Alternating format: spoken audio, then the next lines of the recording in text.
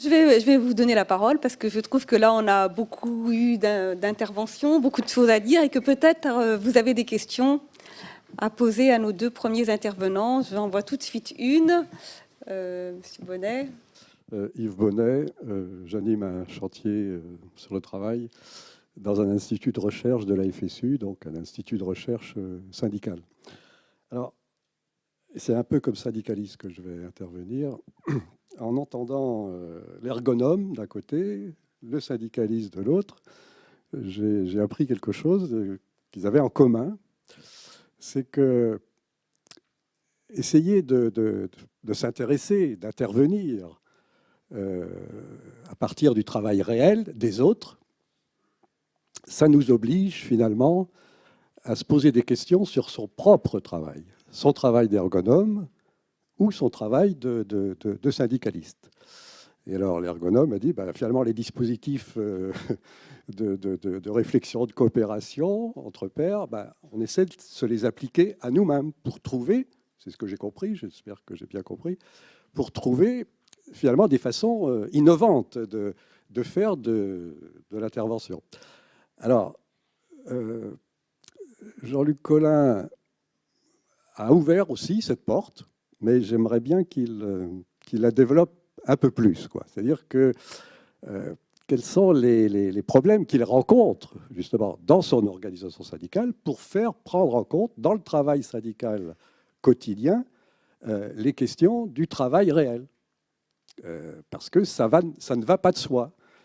Il y a à la fois des résistances, enfin moi je les vis, mais ce qui est intéressant, c'est comment on les dépasse. Et alors la question que je voudrais poser précisément, c'est est-ce qu'on n'est pas contraint, nous comme syndicalistes, dans nos organisations syndicales, à expérimenter de nouvelles façons de faire du syndicalisme si on veut vraiment prendre en compte le travail réel, etc. Voilà, c'est la question que je me pose. Et j'essaie, d'ailleurs, ce n'est pas seulement une question, on essaie de monter des expériences, justement, des expériences de travail syndical d'un autre type. Je pense que vous êtes sollicité directement pour répondre, mais également Thierry, parce que oui.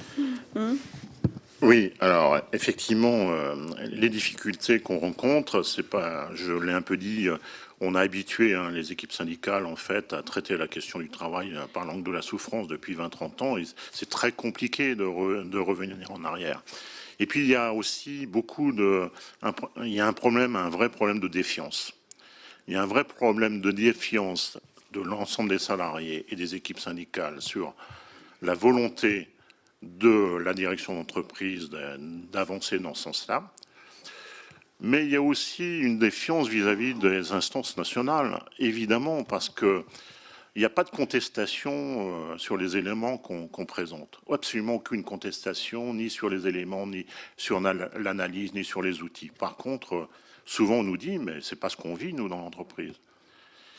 C'est bien pour ça que j'ai parlé de temporalité, parce que c'est un travail de tous les jours. Tous les jours.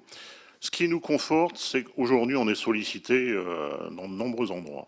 Et on rencontre de nombreux partenaires qui sont très intéressés par ce qu'on développe. Parce que là, j'ai vraiment pas le temps de développer l'ensemble de la démarche. Mais je dis, elle est extrêmement structurée, mais en même temps, quand on est en contact entreprise, elle s'adapte totalement à la réalité de chaque entreprise. C'est ça qui est aussi important. C'est qu'on ne vient pas avec un outil clé en main, on présente l'outil, mais on l'adapte totalement en fonction du diagnostic partagé qu'on réalise. Je pense que c'est important. Je vais peut-être m'arrêter là pour laisser la parole. Oui, bonjour, je m'appelle Marc Vist et je travaillais à la Poste jusqu'à il y a quelques mois. Dans laquelle on a eu jusqu'à une trentaine de suicides ou de tentatives de suicide par an dans les années 2012-2013.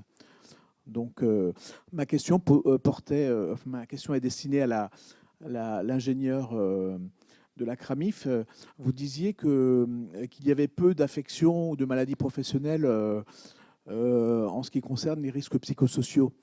Mais j'ai eu connaissance d'un document du COCT de fin 2012 qui concernait la création probable de tableaux, notamment un tableau sur les dépressions et un autre sur l'état de stress post-traumatique et enfin un dernier sur le syndrome d'anxiété généralisée.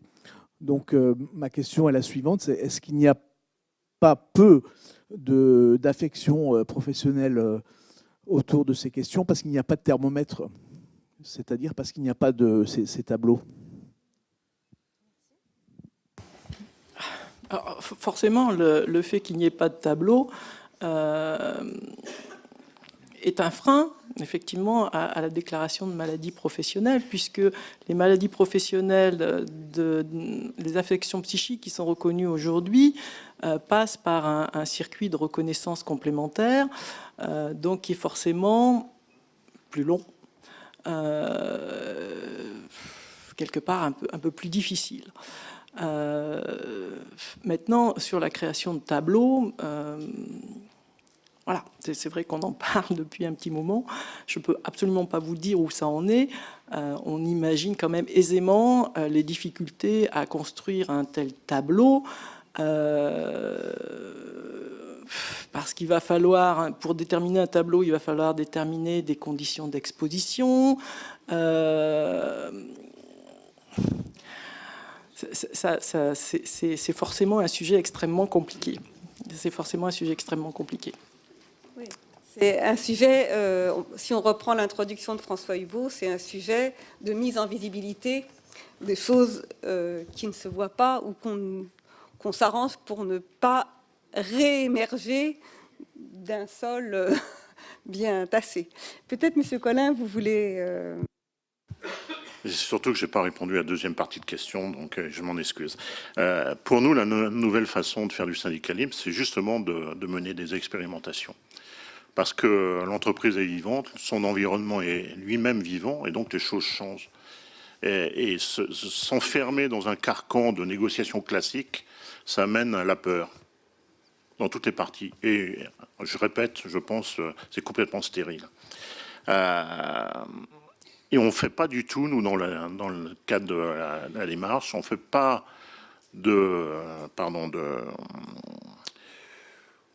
la signature d'un accord de contenu, c'est pas du tout un préalable à notre démarche. Si on passe par un accord de méthode, parce que c'est important de savoir avec qui on fait et où on va. Par contre, s'il n'y a pas d'accord de contenu, on s'en moque. C'est pas ça le principal. C'est de proposer une démarche qui est partagée. Et là, on revient sur les questions de confiance, évidemment. Parce que s'il n'y a pas de confiance entre les partenaires que nous sommes, ça pose un vrai problème. On prend une dernière question de la personne, voilà, et après, on reprend, voilà, une question rapide. Philippe Tran, service santé sécurité au travail, Mutualité sociale agricole d'Île-de-France. Merci aux organisateurs de nous avoir invités dans ce prestigieux lieu. Mais à vous entendre, je me demandais s'il ne fallait pas faire ce colloque à Davos. Mis à part cela, en termes d'expérience, il y a beaucoup de choses qui sont menées vis-à-vis du management. Moi, je reste persuadé que c'est aux dirigeants qu'il faut d'abord s'adresser.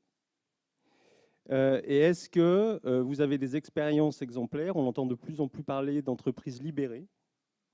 Est-ce que vous avez mesuré un impact de ce nouveau mode d'organisation par rapport aux risques psychosociaux dont on parle depuis ce matin? L'idée de transférer le curseur d'un manager contrôleur à un manager facilitateur, parce que tout ça, ça relève quand même de la conviction du décideur. De répondre 5 minutes et après on passera la parole à Marc Morel qui justement aura peut-être des réponses très concrètes à vous donner là-dessus. Ouais, très rapidement par rapport à cette question-là, il me semble que pour répondre à votre boutade de Davos, heureusement toutes les marges de manœuvre elles sont pas concentrées dans cette belle ville. Et d'une certaine manière, les exemples qui ont été évoqués à la première table ronde l'illustrent très bien parce qu'on n'a pas affaire à des TPE. Là, c'est deux entreprises qui appartiennent à des grands groupes, dont vraisemblablement d'ailleurs le patron en ce moment est là-bas. Donc il y a des choses qui peuvent se faire, y compris localement. Donc il y a des marges de manœuvre qui existent localement, y compris dans des modèles très contraints du point de vue des outils de gestion. D'ailleurs, j'avais ça comme question, mais je n'ai pas pu la poser ce matin, mais ça m'aurait intéressé qu'ils nous disent comment ils font avec ça, quoi, qui en fait son affaire. Et puis, juste un tout petit mot quand même sur la question de l'entreprise libérée. Il faudrait s'entendre sur ce qu'on entend par le manager, il facilite quoi? Qu'est-ce qu'il facilite? S'il facilite la construction par ses collaborateurs de leur propre cadre, en pensant qu'une fois qu'il est construit, il répond à toutes les questions et qu'il suffit de l'aborder, autrement dit, s'il met en œuvre un lean d'une manière qui change de nom, mais qui est ça, je ne suis pas certain que ça réponde complètement aux enjeux qu'on met en évidence aujourd'hui.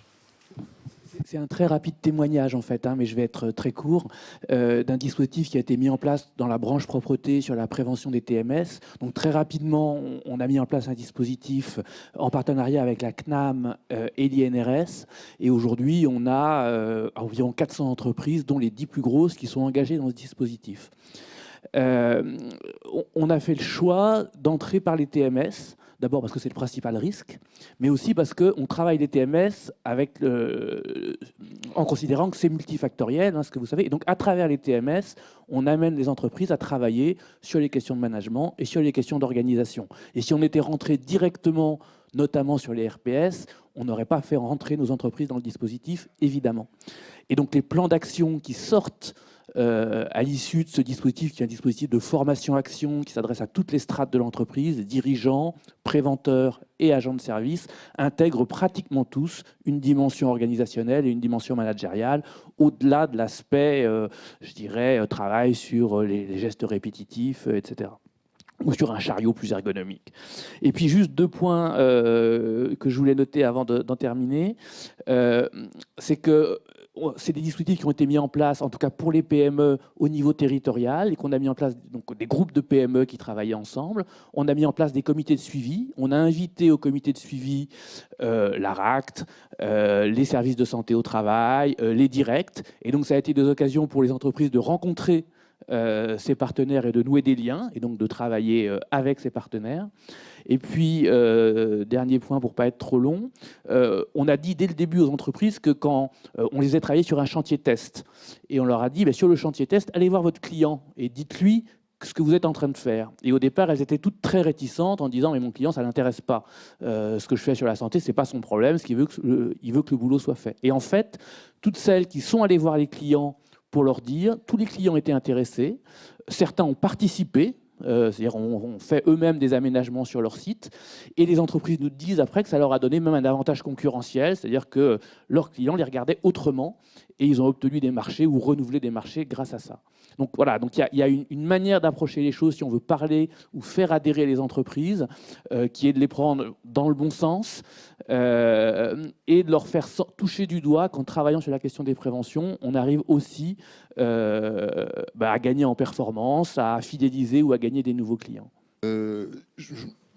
Monsieur Dejour, ce matin, a insisté sur les mots et les conflits qu'il peut y avoir autour des mots. Et je pense qu'il y a un groupe de mots là, sur lequel il faut quand même s'interroger. C'est performance d'entreprise. D'abord, sur l'un et l'autre. D'abord, entreprise. Moi, en écoutant au fur et à mesure les différents intervenants, je me rends compte le caractère extrêmement vague de ce terme. Enfin, en tout cas, sa plurisémie, puisque à certains moments, on dit l'entreprise, c'est finalement les salariés qui ont demandé à ce qu'il y ait une intervention de la GRAMIF. Puis à d'autres moments, c'est la direction d'entreprise. Donc, l'entreprise, c'est vraiment quelque chose sur lequel il faut s'interroger. Alors, il y aura encore pour un certain nombre d'années, je crois, conflit sur la définition. Parce que, et je reviens maintenant à la performance, on ne peut pas imaginer qu'on parle de la même chose en employant le terme performance d'entreprise, selon qu'on se place du point de vue des actionnaires, du point de vue de la direction de l'entreprise, du point de vue des salariés de l'entreprise, et encore dans les salariés, il faudrait peut-être faire des distinctions entre les différents types de salariés, et même, j'oserais dire, du territoire, qui fournit à cette entreprise toute une série de services sans lesquels elle ne pourrait pas vivre. Donc, je pense que l'utilisation du terme performance d'entreprise est sans doute justifiée, mais il faut en permanence l'aborder de façon critique, en se rappelant d'ailleurs que la coopération n'évite pas le conflit.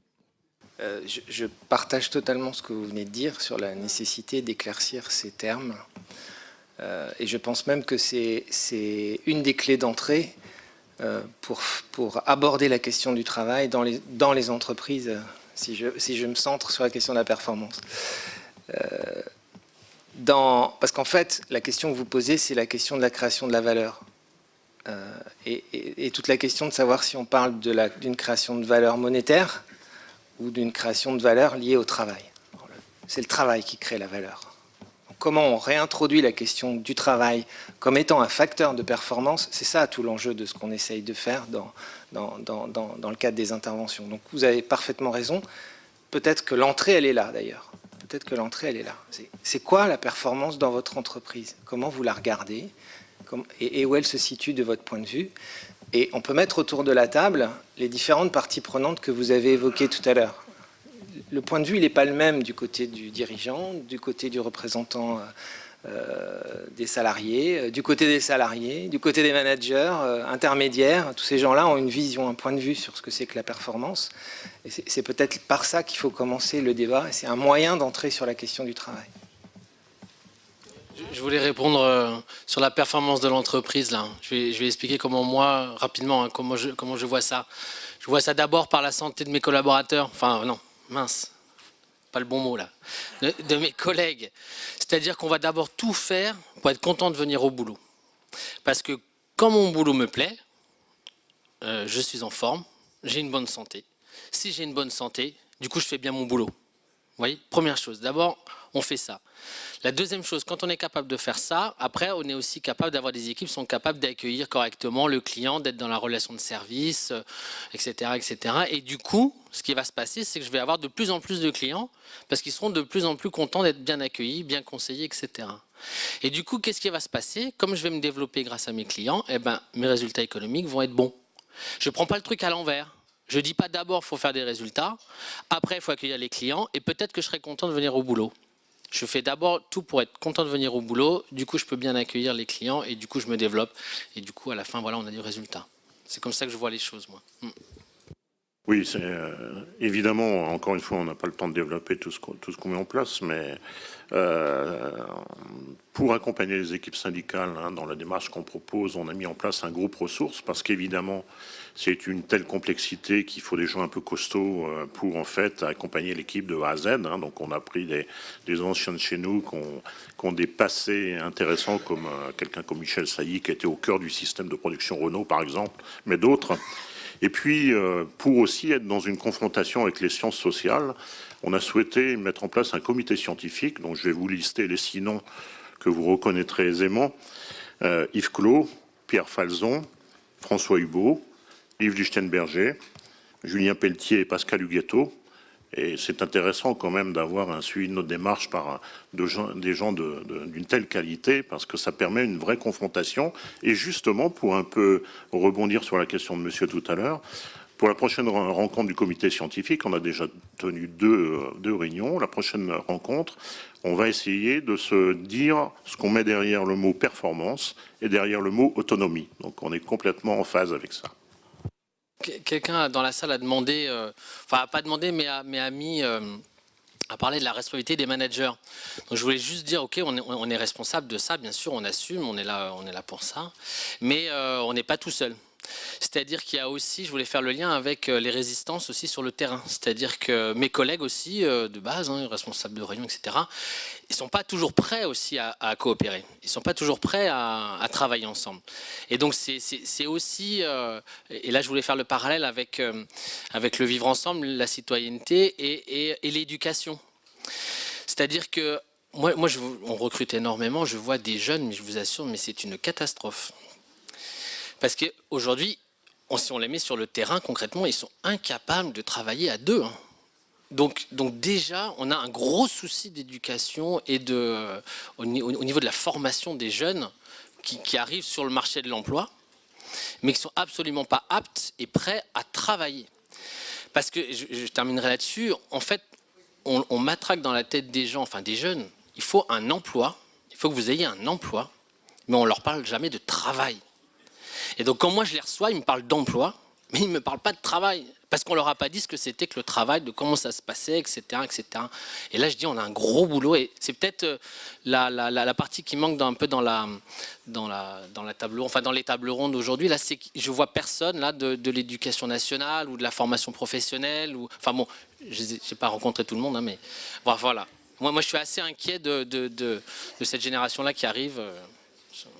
Pour autant, ce qui se dit quand même, c'est que les liens entre l'organisation et le mode d'accueil des jeunes est tout important, que tout l'espace du tutorat, c'est pas simplement de mettre le jeune à la tâche, c'est aussi de comprendre et de travailler avec lui et de aussi capter ce que ce jeune peut vous apprendre de sa représentation du travail. C'est pas que à sens unique, mais c'est un débat que je n'emploierai pas. Je vais vous rappeler que nous allons prendre le déjeuner dans la même salle où nous avons pris le café et qu'on se retrouve à 14h30. Merci beaucoup.